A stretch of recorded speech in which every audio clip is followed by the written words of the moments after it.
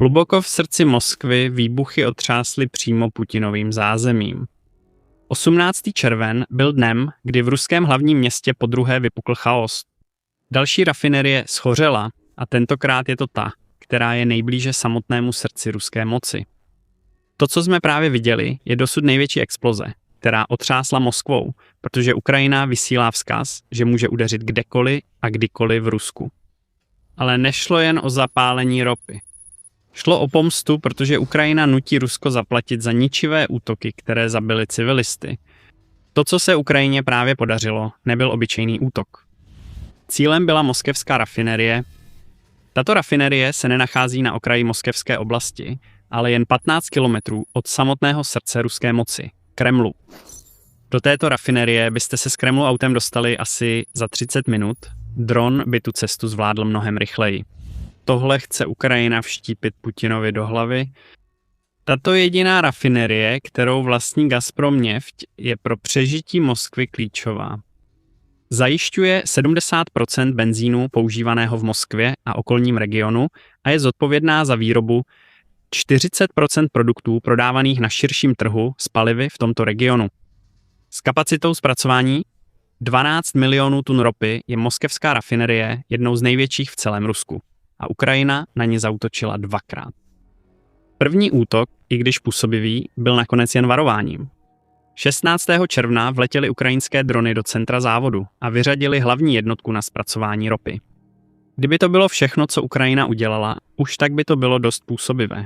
Nový hlas Ukrajiny uvádí, že moskevská rafinerie je chráněna stovkami systémů protivzdušné obrany, většina pro ochranu Moskvy a Putina, mnoho z nich přímo v rafinerii proti podobným útokům. Tyto obranné systémy selhaly. Podle zprávy se 16. června ukrajinské drony vyhnuly nejméně 5 systémům protivzdušné obrany Pancir umístěným na věžích a když udeřili tvrdě. Rusko si mělo uvědomit, že má problém. Možná si to uvědomilo. Ukrajina nedala moskevské rafinerii ani její protivzdušné obraně žádný čas na oddech. Opravárenské týmy řešily škody a snažili se obnovit provoz hlavní jednotky na zpracování ropy, když Ukrajina znovu udeřila. O 48 hodin později, 18. června, letěly další ukrajinské drony přímo do hlavního města, přímo kolem protivzdušné obrany moskevské rafinerie a narazily do svých cílů v ničivém kamikadze útoku. Tentokrát to ale nebyla jen jedna zpracovatelská jednotka. Celá rafinerie hoří po tom, co jí právě udělali ukrajinské drony. Ukrajina během 2 dnů zcela zpochybnila, že nejdůležitější moskevská rafinerie patří k nejlépe chráněným místům v regionu. Ve 4:40 ráno místního času se na Telegramu začaly objevovat první zprávy o druhé vlně ukrajinských dronů. V 5:14 ráno už tyto drony nebyly na obloze. Zasahovaly cíle, zatímco začaly přicházet zprávy o explozích v rafinérii. Palivové nádrže hořely. Jedno z nejstřeženějších míst na světě bylo zasaženo podruhé během 2 dnů. A zatímco střední Rusko hořelo, začala se objevovat videa. Telegramový kanál Exilanova Plus opět patřil mezi první, kdo zveřejnil záběry. Ve zprávě na Telegramu z 18. června, zveřejněné v 5:48 ráno, sdílel obrázek údajně hořící skladovací jednotky paliva. Video natočené z okna obytné budovy ukazuje rozsah velkého požáru, který vypouští kouř do moskevského nebe. Putin, který se tak dlouho prezentoval jako velký ochránce Ruska, se stal terčem posměchu pro Exilanova Plus. Bezradný dědeček bude klepat na drahý stůl v bunkru, plakat a křičet o pomstě. Ale není na tom nic nového, protože car je nahý, prohlásil kanál a dodal: důsledky Putinovy války na videu, mýtus o nedosažitelné Moskvě byl konečně zlomen. Tato slova zasáhnou stárnoucího ruského vůdce, až se bude skrývat v bunkru daleko od Kremlu. Ale co bude bolet ještě víc, je ten proud dalších záběrů, které se objevily z nejdůležitější moskevské rafinerie ropy. Exilanova Plus zveřejnila další video jen 10 minut po původní zprávě. Vidíme hořící věž a větší oblak kouře, protože moskevská rafinerie je zachvácena více požáry. Drony FP-1 z Ukrajiny zasáhly opakovaně. Kanál uvedl, že v moskevské rafinerii ropy došlo k nejméně 5 požárům zhruba hodinu po objevení ukrajinských dronů. Tohle je katastrofa pro Putina. Ukrajina právě zesměšnila všechna obranná opatření, která ruský vůdce vybudoval v nejcennějším městě. Rusko samozřejmě tvrdí, že obranná opatření splnila účel. Objevují se obvyklé výmluvy i tvrzení, že ruská protivzdušná obrana splnila úkol.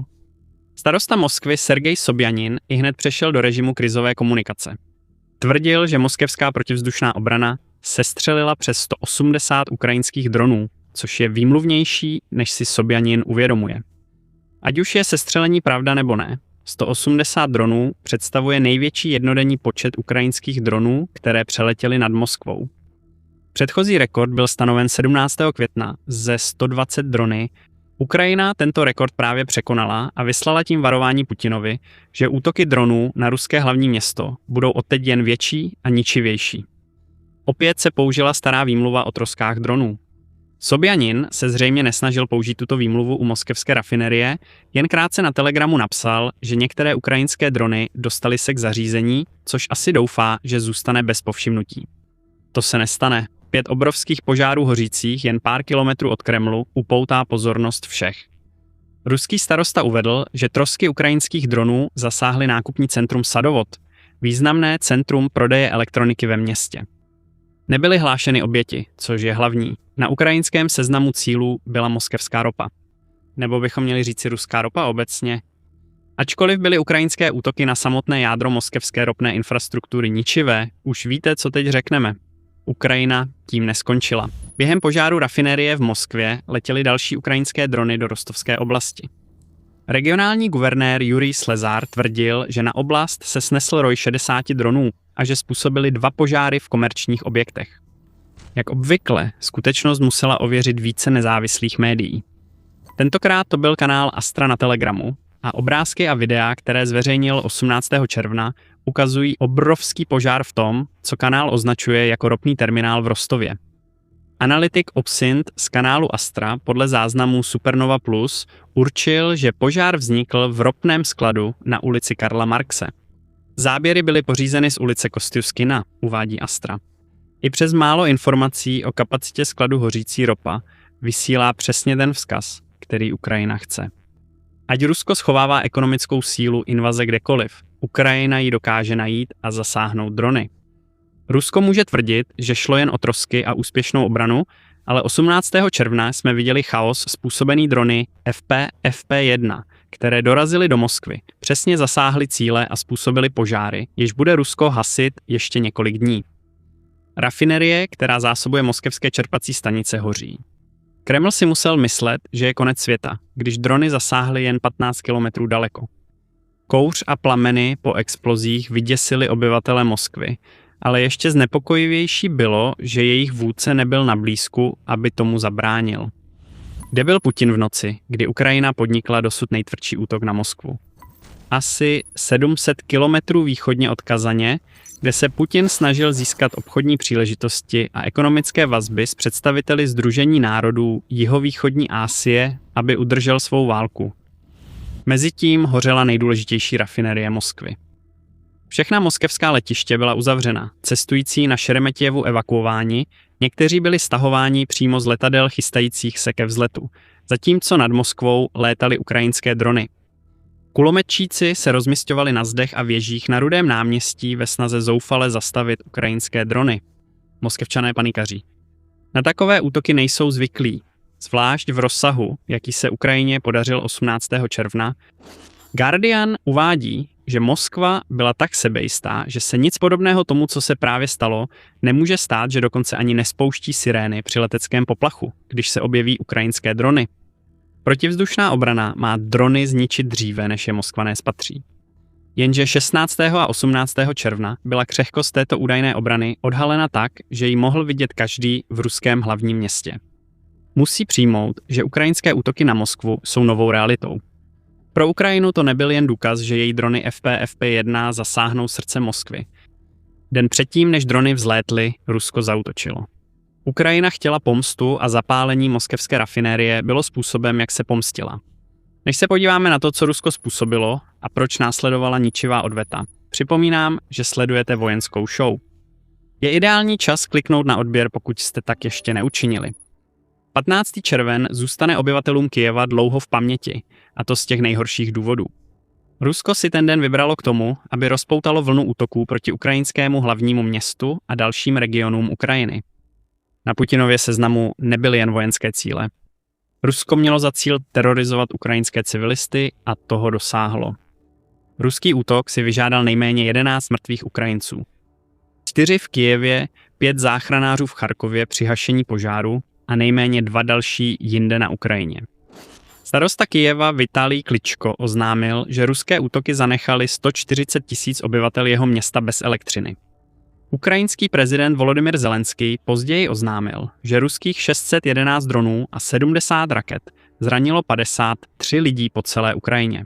Ale i když je přidávání k počtu civilních obětí, který úřad Vysokého komisaře OSN pro lidská práva ověřil k 31. květnu na nejméně 62 716 devastující, Rusko 15. června překročilo další hranici, která by nikdy neměla být překročena. Zasáhlo klášter a nejen tak ledajaký klášter, ale památku zapsanou na seznamu UNESCO. Katedrála zesnutí v klášteře Kyjevská Pečerská lávra byla podle Guardianu vážně poškozena ruskými raketovými a dronovými útoky. Tohle je terorismus. Putin se úmyslně snaží zničit jedno z nejvýznamnějších náboženských a kulturních míst na Ukrajině. A navíc Rusko zaútočilo na Národní filmové studio Alexandra Dovženka s největší a nejstarší sbírkou kostýmů na Ukrajině. Euronews zveřejnila záběry hořícího kláštera, které ukazují rozsah škod na významné ukrajinské památce. Požár zuří přímo v srdci katedrály a vidíme hasiče, jak se snaží plameny uhasit, ale škody už byly napáchány. 15. červen byl dnem, kdy Rusko zaútočilo na samotné srdce Kyjeva. Vidíme zde válku proti celé ukrajinské kultuře. Putin se snaží odstranit vše, co tvoří Ukrajinu, když usiluje o odebrání její suverenity a začlenění do Ruska. Příběh 2 útoků ukazuje rozdíl mezi Ukrajinou a Ruskem. Putin chce teror. Je mu jedno, co ruské drony a rakety zasáhnou, hlavně když zasáhnou něco ukrajinského. Putinovi vyhovuje, když umírají civilisté a hoří kostely. Cílem je zastrašit ukrajinský lid, aby se podrobil, ale Ukrajině jde především o přesnost. Když se mstí, nedělá to tak, že by úmyslně útočila na ruské civilisty. Ukrajina zasahuje rafinérie, ničí ropné sklady a útočí na Putinův válečný stroj, místo aby útočila na lidi, které do invaze zatáhl kvůli svému egu. Zelenský to zdůraznil na síti X po útoku na moskevskou rafinérii a upozornil, jak oprávněné je, když Ukrajina zasahuje srdce Ruska. Toto je oprávněná reakce na ruské útoky na naše města a výsledek práce našich bojovníků proti zařízením podporujícím ruský válečný stroj, uvedl Zelenský. Dodal, všichni naši partneři v poslední době ocenili přesnost našich úderů na střední vzdálenost a dlouhodobé sankce. Je čas ukončit válku a Rusko musí podniknout kroky v diplomacii. Moskva právě zažila útok ukrajinských dronů. Zde je důležitá přesnost. Rusku stačí zasáhnout cokoliv, Ukrajina však cíleně oslabuje válečný stroj. S každou další hořící částí se ten stroj blíží k zastavení. Byla poslána další zpráva. Pomsta byla vykonána. Ale pro Putina je skutečný problém v tom, že Moskva je teď cílem, což je samo o sobě katastrofa, ale útok Ukrajiny není ojedinělý. To, co se právě stalo v moskevské rafinérii, je něco, co Ukrajina může opakovat znovu a znovu a drony FP-FP1, které byly použity 18. června, jsou klíčem. O Firepointu, jeho hybridu dronů a rakety FP-FP5 neboli Flamingo, bylo napsáno mnoho a mělo by být, protože Flamingo je smrtící. Pokud jde o ukrajinskou strategii hlubokých úderů, FP-FP1 může být nejdůležitějším dronem v arzenálu Ukrajiny. Technické parametry ukazují, proč je tento dron pro Rusko stálým a rostoucím problémem. FP-FP1 může urazit vzdálenost 1600 km, což nejenže dostává Moskvu do jeho dosahu, ale činí jakékoliv vojenské a energetické zařízení, které se nenachází v odlehlých oblastech Ruska, potenciálním cílem. Dron nese 160 kg hlavici, která sice není největší mezi ukrajinskými zbraněmi pro hluboké údery, ale vyniká přesností. Díky multimodálnímu navigačnímu systému využívajícímu satelitní navigaci, GPS, GLONASS a inerciální systém. FP-FP1 se dostane tam, kam potřebuje a zasáhne svůj cíl ve většině případů. Pro Rusko je však hlavní problém cena. Drony, které zapálily největší moskevskou rafinerii, stály Ukrajinu na výrobu jen 5 000 až 55 000 dolarů, uvádí Nový hlas Ukrajiny. A tato nízká cena znamená, že masová výroba je realitou. Ukrajinská komunita Defense Tech Community Marketplace uvádí, že FP1 se vyrábí ve velkém množství, denně až 100 dronů. Putin nemůže předpokládat, že útok na rafinerii byl ojedinělý, právě kvůli tomuto. Ukrajina vyrábí dron, který provedl tento útok v takovém množství, že by teoreticky mohla zasáhnout Rusko celým rojem každý den. A nejsou to jen ty roje, co způsobují, že má Putin strach, ale i fakt, že nejcennější a nejdůležitější město Ruska je teď terčem. Už jsme to zmínili, ale je důležité zdůraznit, že Ukrajina teď může kdykoliv zasáhnout rafinerii jen 15 kilometrů od Kremlu. Tato rafinerie má být nejlépe chráněná v Rusku a je příliš blízko nejdůležitější budovy v Moskvě, což Putinovi vadí. 16. a 18. červen ukázali, že i přes silná slova protivzdušná obrana Moskvy město dostatečně nechrání. Ve zprávě 17. června nabídla CBS News teorii, proč tomu tak je, když poukázala na to, že samotný rozsah ukrajinských útoků drony znamená, že Rusku docházejí raketové interceptory S-300. Pokud je to pravda, pak se Rusko musí více spoléhat na systémy jako S-400 a Pancir, které jsou modernější, ale brzy se i u nich začnou zásoby raket tenčit. To je zřejmě to, co jsme viděli v Moskvě. Guardian uvedl, že Rusko posílá kulometčíky do věží kvůli ukrajinským dronům, což by se v ruské metropoli nemělo stát. Putin už nedokáže ochránit jediné město, které chtěl udržet mimo válku na Ukrajině. Moskva měla zůstat nedotčená, ale každý zásah ukrajinských dronů poškozuje obraz Vladimíra Putina jako ochránce a ruský vůdce je ponížen. Pro Vladimíra Putina je nejhorší, že s tím nemůže nic dělat a přiznal neschopnost ochránit vlastní zemi. To přiznání nebylo přímé. Slovům Vladimíra Putina se nedá věřit, ale jeho činy vše odhalují. Vzpomeňte si na 9. květen. To bylo datum ubohého ruského průvodu ke dní vítězství, při kterém ulicemi neprojížděla žádná vojenská technika, jak je pro tuto oslavu obvyklé. Proč? Rusko se bálo, že ukrajinské drony vletí do průvodu a zničí tu techniku před očima celého světa. Největší ukázka ruské vojenské síly se stala naprostým propadákem. To je Putinovo přiznání.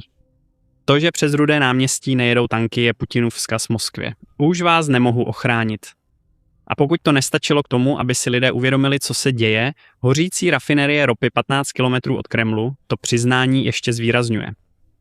Moskva je teď terčem. Protivzdušná obrana města byla odhalena, klíčová zařízení pro válečný stroj zasažena a Ukrajina denně staví desítky dronů, které Rusko nezastavilo. Tlak na Putina roste, jak by měl. Toto není první útok na Moskvu v poslední době. Přesně před měsícem Ukrajina zahájila několikadenní útok drony, raketami a klouzavými bombami na Moskvu. Toto je příběh tajné sabotáže, selhání obrany a zničeného ruského válečného stroje. Vše se dozvíte v našem videu. Pokud se vám video líbilo, přihlaste se k odběru The Military Show, kde sledujeme pokrok Ukrajiny v hlubokých úderech. Děkujeme za sledování.